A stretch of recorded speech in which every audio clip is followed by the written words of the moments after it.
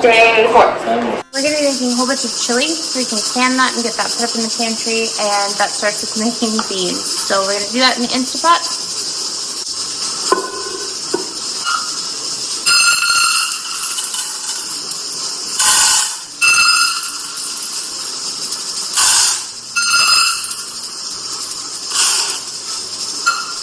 Three cups of red beans. We're going to add in 7 cups worth of chicken broth.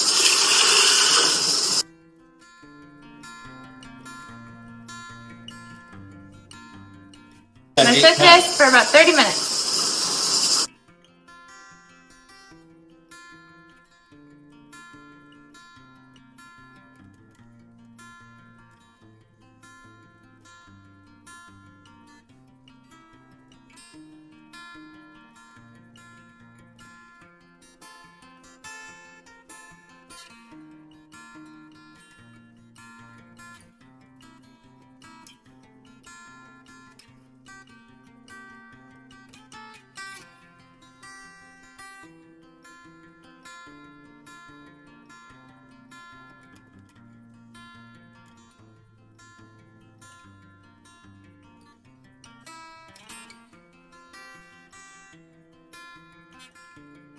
We're going to turn this into taco meat by adding our ground beef and some water and some taco seasonings and boiling it.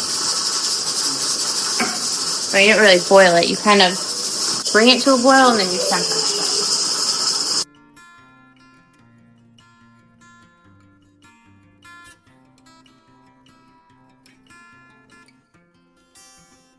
Alright, while that is going, dinner is almost done. Taco meat is cooking.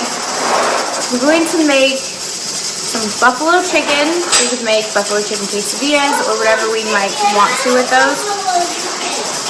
And then we're also going to make some cilantro lime chicken, so that way we can have cilantro lime bowls, like chicken bowls with rice and all that stuff. Those will be great for your meals, and they're very easy. And then I'm going to add in some chili powder, onion powder, garlic powder. That was backwards. This is the onion, that is the garlic. Really solid amount of lemon juice. A very solid handful of cilantro. That's a lot of cilantro. I love cilantro. I'm gonna cook this with 2 cups of black beans.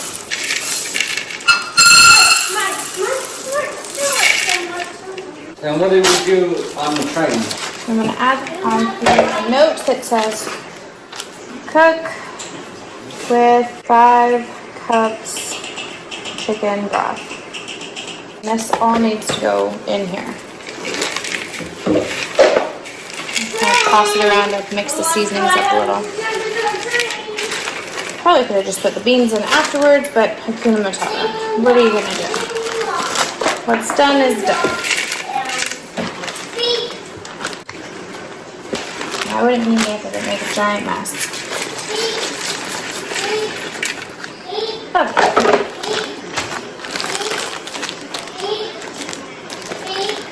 Voila. Alright, I'm going to do another 5 chicken breasts, and then I'm going to grab some of our homemade buffalo sauce. I'm going to add in a whole bunch of our homemade buffalo sauce. It's probably about a pint worth of buffalo sauce, that's what I would guess that I just put in there. And I'm going to put it in a bag, and I'm going to cook it in a crock pot when it's time to cook it, and voila, buffalo chicken.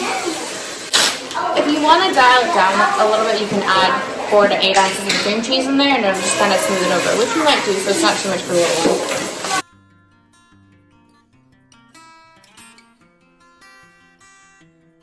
We're going to do some different types of chicken, kind of the same way we did our pork chops, where typically I will put pork chops into the pressure cooker, but everybody really likes when I season the chicken and then put it in the freezer, pull it out, and just kind of roast it in the oven until it's pork tender and you can eat it and enjoy it. But it's seasoned, and it goes through the whole kind of marinating with the seasonings process during the freezing and then the thawing. So we're going to do that. I have a few different seasonings over here. Technically I have 5, but only 3 things of chicken cooked up, so we may end up doing some of it tomorrow. We'll just see. I'm going to take 7 chicken cutlets, Basically, I'm taking a chicken breast, and the really thick ones I'm going to cut in half. Not the small ones, but the really thick ones I'll cut in half. And then I'm going to add, this is a homemade spice rub that Seth made a while ago that we all really enjoyed. I'm going to add some seasonings into here. Put the lid on it. I'll rub it in. And voila! All I have to do is get a vegetable, and there's the protein for dinner. I'm still of the mindset that dinner has to be a protein, a starch, and a vegetable. It was like ingrained in my childhood, a protein, a starch, and a vegetable.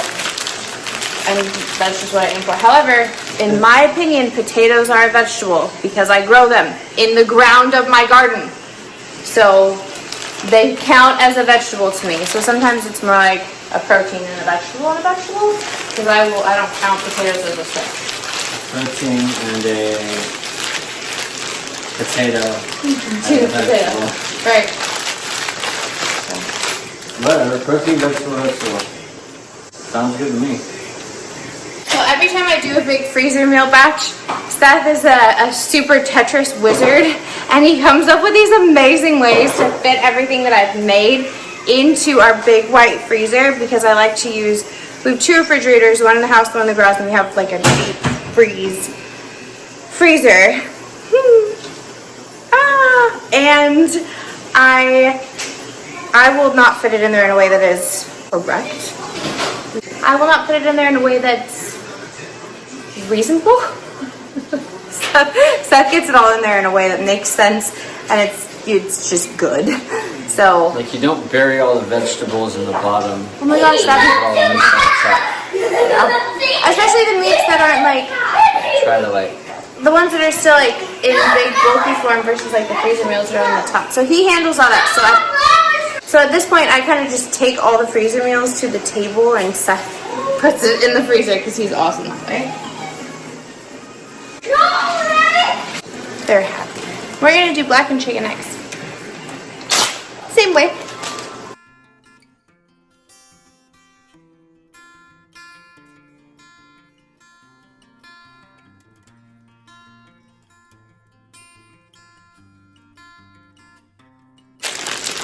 This is gonna be peri-peri chicken, which is just fun to say.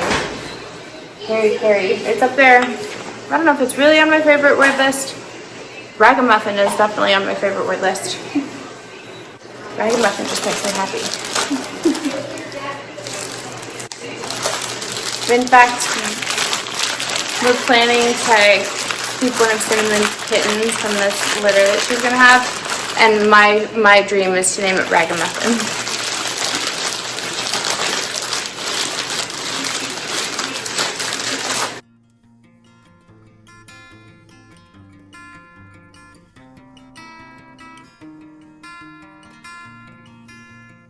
I'm going to do these next ones a little bit different because they're chicken thighs, so I am going to rub the seasoning on them before we put them in the bag. Look at that skin.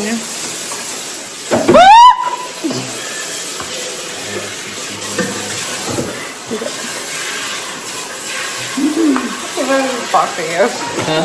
If I was just boxing you. I'm clearly exhausted. You're in the best frame of mind. I want to make sure you edit these things out.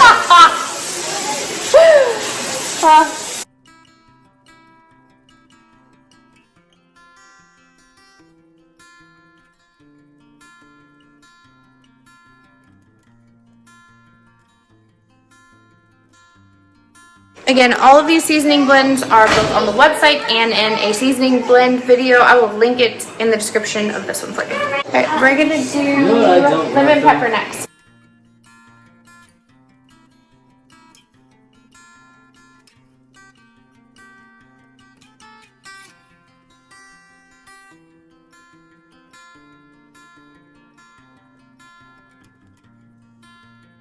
Enjoy.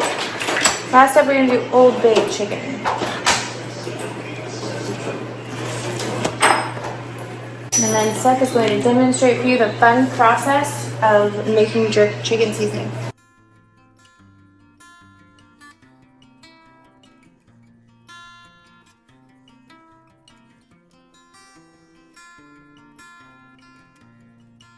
Did I get it right? So if you are from Jamaica, if this is correct, let us know in the comments. 3 tablespoons of onion powder. Anything for garlic powder, because that's pretty much what you always do. You pretty much use the same amount of garlic powder and onion powder in a lot of these things. We're going to put 2 tablespoons of cayenne in this seasoning here. Then we're going to do the same thing, same amount of salt, 2 teaspoons, which are tripling, so 2 tablespoons of salt. And then we're going to do the same thing with black pepper, which actually I really, just because I wanted to, I really want to use white pepper this time, because we usually use black pepper in a lot of these things. And I just want to see if it makes a difference. Then we're going to do 2 tablespoons of dried thyme. What time is it? Seasoning time? Seasoning time. Alright, what are we doing with thyme? We're doing the same amount of thyme. We're going to do 2 tablespoons of thyme because it's about time. And same thing with sugar. Just regular old white sugar here.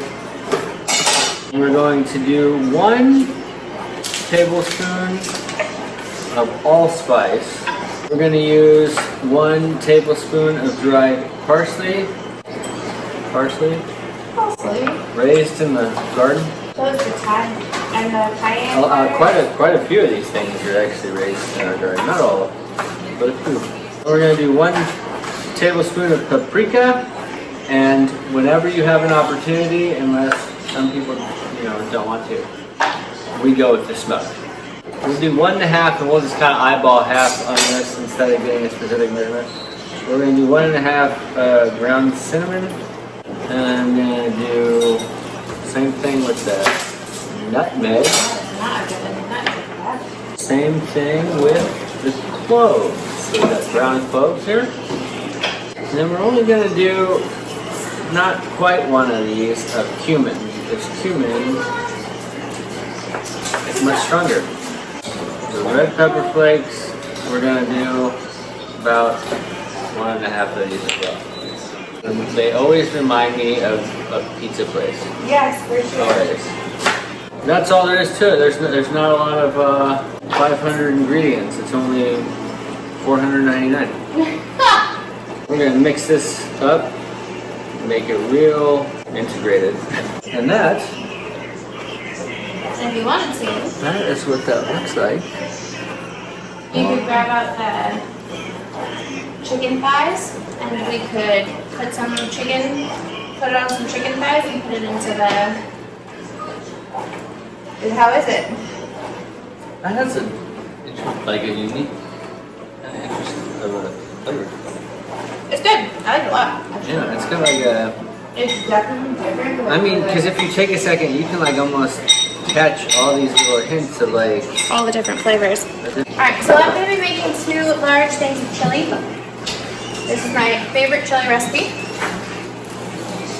And it's just wonderful. I got about 10 strips of bacon, and I'm going to cut these and divide it in half and put it at the bottom of the crock pot. So I'm going to do half the bacon in here. So it's about 5 strips of bacon.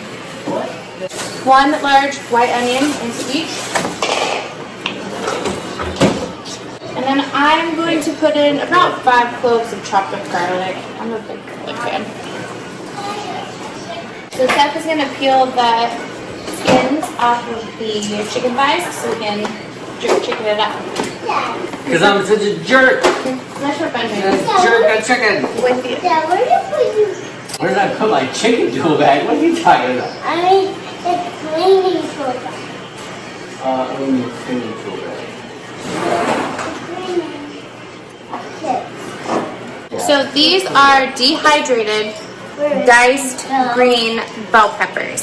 If I don't remember, remind me, and I will do a video on how to dehydrate diced green bell peppers. This is excellent for slimming down everything that we have in the freezer. That's why I love the dehydrator. When I can dehydrate stuff, it's really a great way to, because we get power outages and hurricanes and all that stuff. So if I can dehydrate something and put it up in the pantry, that's really ideal. And since this is chili, these will rehydrate in all of the juice and the liquid. So.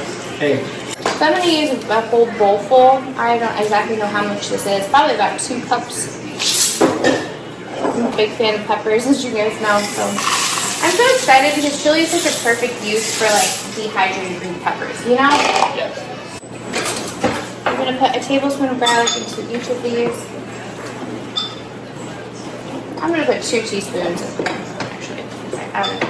garlic. And then I'm going to do 2 teaspoons of onion powder. I'm going to do a teaspoon of cumin in each of these. 2 teaspoons of smoked paprika. Teaspoon of white pepper. Teaspoon of cayenne. 2 teaspoons of salt.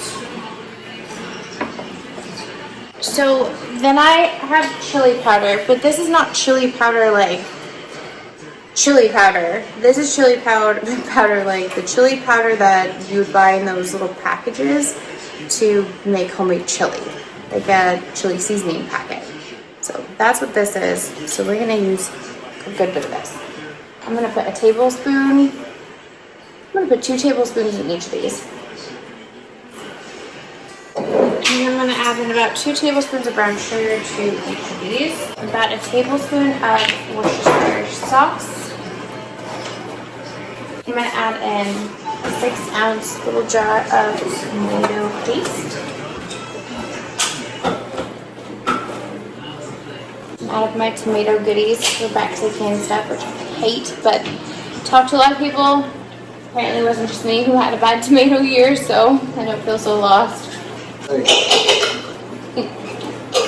a typical recipe would call for like a 4-ounce can of fire roasted chilies. I'm going to use an 8-ounce can because that's what I put up, and I'm going to leave the juices in there. Like sometimes that just adds a little something extra to it. Because a lot of dishes miss out on that acidity that is so helpful with vinegar.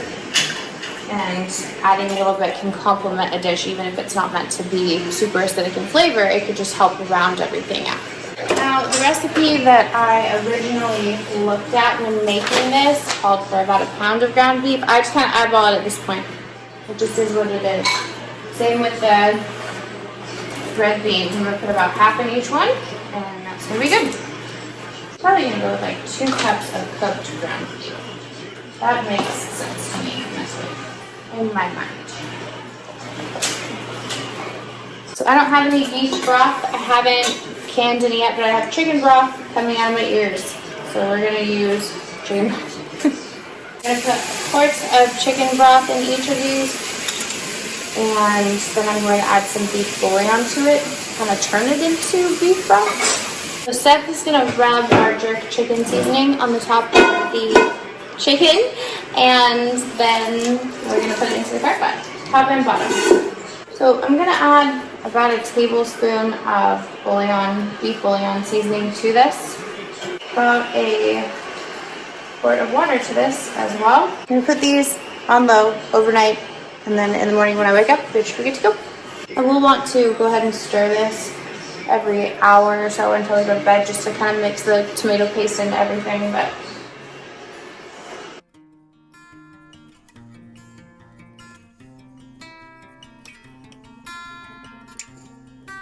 And that is going to wrap up this video, you guys. I will see you in the next one. Bye, y'all.